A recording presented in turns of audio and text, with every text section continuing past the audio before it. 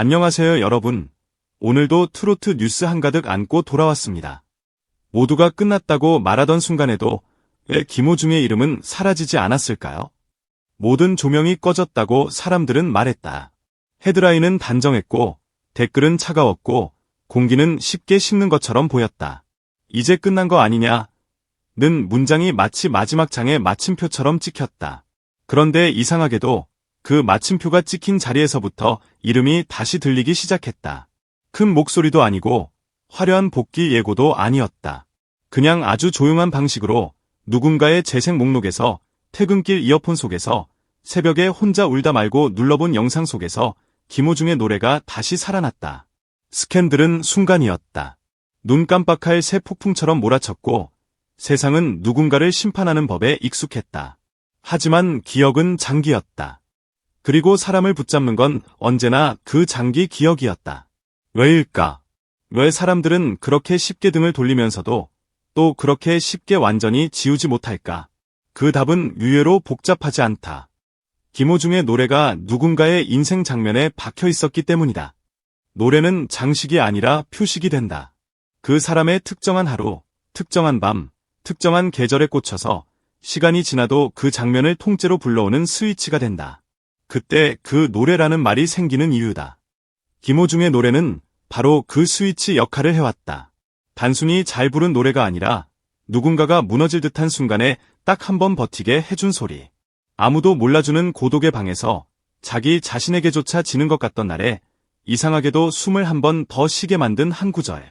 스캔들은 사람의 얼굴을 흔들지만 기억은 사람의 삶을 붙잡는다.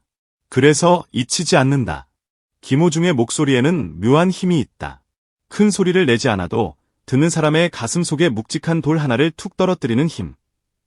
성악으로 다져진 발성은 마치 오래된 기둥처럼 흔들림이 덜하다. 그 기둥 위로 트로트의 감정이 올라탄다. 이 조합은 단순한 장르 혼합이 아니다. 진짜로 내 이야기를 노래로 옮겼다는 착각을 만들어낸다. 사람들은 종종 노래를 들으면서 자기 기억을 덧씌운다. 그런데 김호중의 음색은 그 덧씌움이 너무 자연스러워서 마치 노래가 원래부터 내 사연을 알고 있었던 것처럼 느끼게 한다. 설명보다 먼저 설득이 온다는 말이 여기서 나온다. 머리로 이해하기 전에 가슴이 먼저 끄덕인다. 그게 위험할 만큼 강력한 설득이다. 그래서 그의 노래는 노래 한 곡이 아니라 장면 한 컷이 된다. 어떤 사람에게는 어머니 병실의 희미한 형광등 아래서 울지 않으려고 꾹 참던 순간이고 어떤 사람에게는 버스 창가에서 손바닥에 이마를 붙이고 나만 이렇게 힘든가 라고 속으로 중얼거리던 저녁이다. 또 누군가에게는 이별 후에 자존심 때문에 연락하지 못하고 밤마다 휴대폰을 뒤집어 놓고 버티던 시간이다. 그런 장면들은 겉으로는 사소해 보이지만 그 사람의 인생에서는 결정적인 페이지다. 김호중의 노래는 그 페이지에 잉크처럼 스며들었다. 한 번 스며든 잉크는 쉽게 지워지지 않는다. 세상이 무엇을 말하든 그 장면을 겪은 사람에게 노래는 이미 증거가 되어버린다. 그때 내가 살아남았다는 증거. 그 증거는 스캔들이 덮을 수 없다. 또 하나, 사람들은 태도를 기억한다. 김호중이 무대에서 보여준 태도는 가벼운 흥이 아니었다. 관객이 많든 적든, 방송이든 콘서트든 그는 노래를 쉽게 소비하지 않았다. 한 곡을 부르기 위해 몸을 정돈하고 숨을 조절하고 마지막 음을 내려놓을 때까지 책임을 놓지 않는 사람의 자세가 있었다. 그래서 팬들은 그를 단순히 가수로만 보지 않았다. 노래를 하는 사람이라기보다 노래를 대하는 사람으로 봤다. 이 차이가 크다. 실수와 논란이 인간을 흔들 수는 있어도 노래 앞에서의 진지함은 쉽게 부정되지 않는다고 믿는다. 믿음이란 건 대단한 선언이 아니라 아주 작은 장면들이 쌓여 만들어진 습관 같은 것이다. 그 습관을 팬들은 오래 봤다. 그래서 끝났다는 말이 들려도 마음 한구석에 그래도 라는 문장이 남는다. 그 문장이 희망의 씨앗이다. 그러나 팬들이 희망을 말할 때 그게 맹목적 옹호라고 단정하면 이야기를 너무 쉽게 끝내는 것이다. 오히려 지금의 팬덤은 더 엄격해졌다. 예전처럼 화려한 컴백만 외치지 않는다. 기준이 생겼다. 서두르지 말 것, 변명하지 말 것, 과거의 영광을 앞세우지 말 것, 대신 노래로 말할 것, 책임을 회피하지 말 것, 다시 노래할 자격을 스스로 증명할 것. 이 기준은 그를 보호하기 위한 방패만이 아니다. 다시 설 무대를 더 단단하게 만들기 위한 규율이다. 희망이 낙관이 아니라 규율을 동반한다는 말이 여기서 성립한다. 기다림이란 게 원래 가장 어려운 싸움이다. 기다리되 아무렇게나 기다리지 않는다. 무너진 신뢰는 속도로 회복되지 않는다. 준비의 밀도로 회복된다. 팬들은 그걸 안다.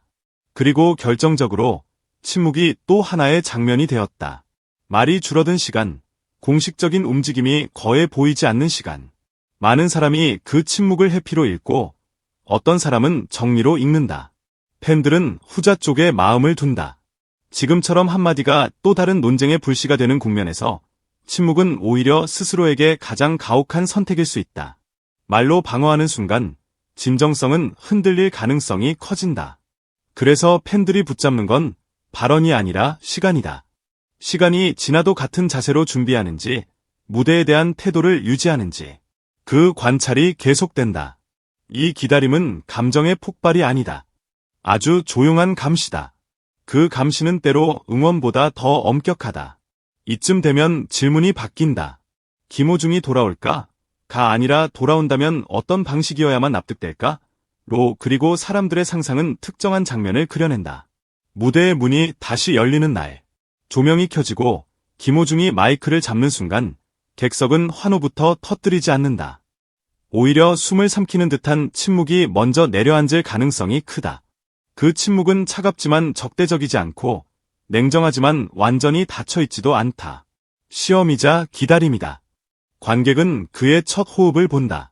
어떤 표정으로 서는지, 어떤 자세로 저음을 준비하는지 그 디테일이 노래만큼 중요해지는 순간이다. 첫 소리가 울려 퍼질 때 사람들은 반사적으로 박수를 치지 않는다. 귀를 기울인다. 그 음이 과거의 영광을 재현하려는 소리인지 침묵을 통과해 나온 다른 결의 소리인지 확인하려 한다. 만약 그 노래가 그 침묵을 설득한다면 변화는 폭발이 아니라 파문처럼 번질 것이다. 누군가의 작은 고개 끄덕임, 미세한 숨소리, 손끝의 움직임. 그리고 늦게 시작된 박수는 가볍지 않다. 습관처럼 터져나오는 환호가 아니라 확인과 납득 끝에 선택된 박수다. 그래서 그날의 박수는 늦게 시작되지만 쉽게 멈추지 않는다. 노래가 끝난 뒤에도 여운처럼 남아 객석을 오래 붙잡는다. 그 박수는 단순한 환영이 아니라 침묵을 통과한 사람에게만 허락되는 긴 박수이며 그가 다시 무대에 선다는 의미가 무엇인지를 가장 분명하게 증명하는 순간이 된다. 그러니까 이야기는 결국 여기로 돌아온다. 스캔들은 순간이다. 세상은 순간에 반응하고 순간을 소비하고 순간을 판단한다. 하지만 기억은 장기다. 김호중의 노래는 누군가의 인생 장면에 박혀있는 소리였고 그 장면은 쉽게 지워지지 않는다. 그 노래가 한 번이라도 누군가를 버티게 했다면 그 사람은 쉽게 없던 일로 만들지 못한다. 물론 현실은 냉정하다. 대중의 시선은 갈리고 복귀의 시기와 방식은 미정이다. 하지만 팬들이 말하는 희망은 결과에 대한 확신이 아니라 가능성에 대한 존중에 가깝다. 재등장보다 성차에, 이미지 회복보다 음악의 진정성이 우선이라는 기준은 오히려 더 엄격하다. 그래서 우리는 결론 대신 질문을 품는다. 김호중의 다음 장면은 무엇일까? 확실한 것은 하나다. 모두가 끝났다고 생각했던 순간에도 이름은 완전히 사라지지 않았다. 노래가 남긴 기억, 태도가 만든 신뢰, 침묵이 전하는 의미, 그리고 서사가 지닌 힘이 겹치며 누군가의 마음속에서 아주 느린 속도로 축적되고 있다. 그 축적이 언젠가 다시 노래로 증명될지 아니면 또 다른 방식으로 마침표가 찍힐지 그건 아직 모른다. 다만 분명한 건 희망은 환상이 아니라 기다릴 이유가 있을 때 유지되는 선택이라는 사실이다. 그리고 지금 김호중을 둘러싼 공기는 바로 그 선택 위에 놓여 있다.